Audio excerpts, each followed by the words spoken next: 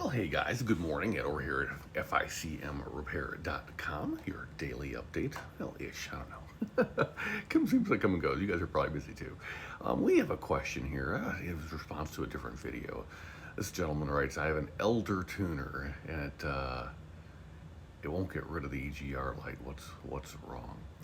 So I think what's being referred to here is the SCTX4, this little dude in the background.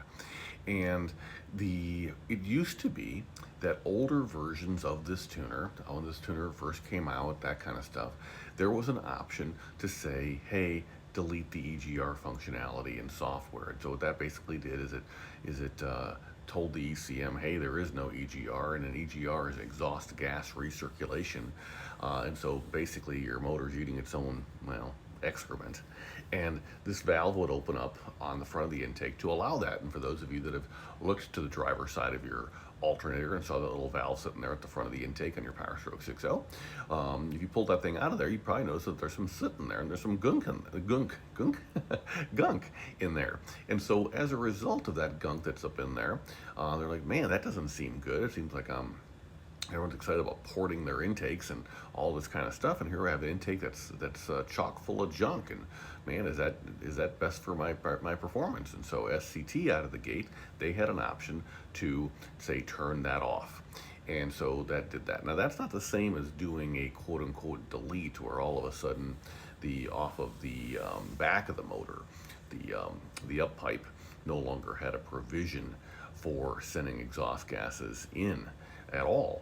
That's not the same as this. This is just disabling the valve, and also, by the way, going ahead and letting the ECM know, hey, don't be expecting that different temperature air. Don't be expecting, because the whole concept of a cold air intake, the little side, is to have a higher density of oxygen per square centimeter or whatever come into your combustion chamber, so there can be a larger kaboom. So obviously, it's the case that if you've got exhaust gases coming in to your intake, well, those are toastier than the stuff outside. And so not only are you sending non-clean air into your combustion chamber, but in addition to that, that non-clean air happens to be hot. And so as a result, there's not as much oxygen in that air. And so, so the combination just isn't great for performance at the moment in time. But really the whole concept of this from a EPA perspective was to say, hey, for those few minutes when the truck first starts, does it make sense to go ahead and get this puppy warmer faster? And so that's the whole idea of an EGR. And you may have seen my other video that talked about on my excursion, that I went ahead and I did a little test where I was letting the engine warm up for 15-20 minutes before taking off for first thing in the morning in the winter days of Iowa, versus I was going ahead and just popping in the truck and going off. And what we determined is that over, like, I forgot how many tanks it is, look at the video, but a lot, like 5 tanks each or something. I, on average, got 5 miles distance to the gallon better by going ahead and letting it warm up, by letting it sit there idling. Basically, anything we can do to get this motor warmer faster is good for us without asking it to work at the same time. So the EPA is on task, is on track here as far as saying, hey, let's go ahead and have warmer air come in as a way to get this motor to heat up faster, in addition to letting the glow plugs run for a period of time after ignition and whatnots. And so that's what their thought process was. Now there's a counter thought process was, okay, fine, yes, we want the motor to spin up faster, no worries at all. To get warmer faster, no worries at all. But we want to do this, and the byproduct of this is that our combustion chamber, that our intake air chamber that goes ahead and sends air into the combustion chamber, now all of a sudden is coked up and everything else, and this is no bueno for us. So this is a very long-winded way of saying, now we're going to get around to it. Guys, tell me something in the comments, please, a little sidebar.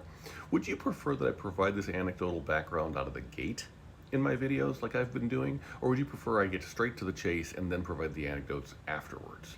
I don't have a preference. I'm just asking if you do. It's just, for me, this is storytelling, right? This is a way to say, okay, yeah, because of that, this.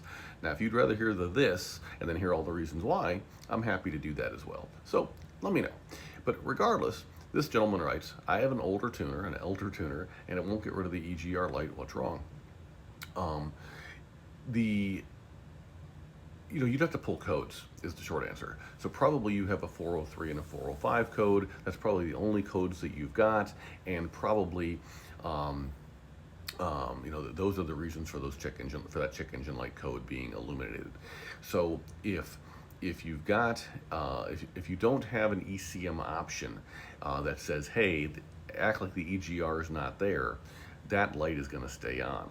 And very frankly, it sounds like when I need more information from this commenter, but it sounds like the option to turn off the EGR light, to say, hey, shut off the EGR in the SCT tuner, that option has been removed. Probably what happened is somebody hopped on to SCT's website, sctflash.com, and they said, hey, update my device. And so when they updated the device, that option went away because the federal government got involved a little bit with our buddies at SCT and said, hey, we can't be, it's not emissions compliant. And so we need you to go ahead and make your devices emissions compliant to be legal with the rule of the law, and please make that happen, which is why if you get a newer tuner, it doesn't come with the option either. And so that's the conversation. Now, the extension of that conversation, so short answer is, sounds like somebody updated your software. Sorry about that. Now, and there's no way to go back, at least not that's publicly available. I mean, SCT certainly has the original files, but they've been told, they got their hand slapped, and they've been told that no, that's not okay. And so as a result of that, here we are. So you have an older tuner. It probably did have the delete option. It was probably updated from a former owner or whatever on SCT Flash's site. And my guess is that you inherited this tuner from what came with the truck kind of thing, and that's how you are where you are now. If you want, you can get custom tunes, and those custom tunes, the 403 and 405 EGR flow lights codes will still exist, but it will not illuminate the check engine light anymore, and that is pretty handy. So as a result, yes, anyone looking for compliance will determine that no, this truck's out of compliance, it's throwing 403 and 405 codes, so you won't pass smog and things like this.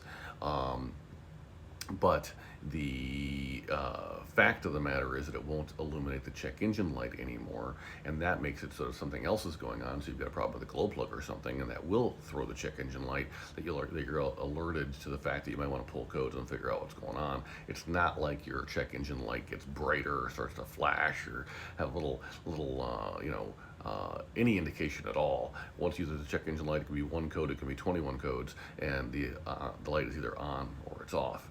So that's the benefit of going that route. So if you want custom tunes that do that, let us know. We got you.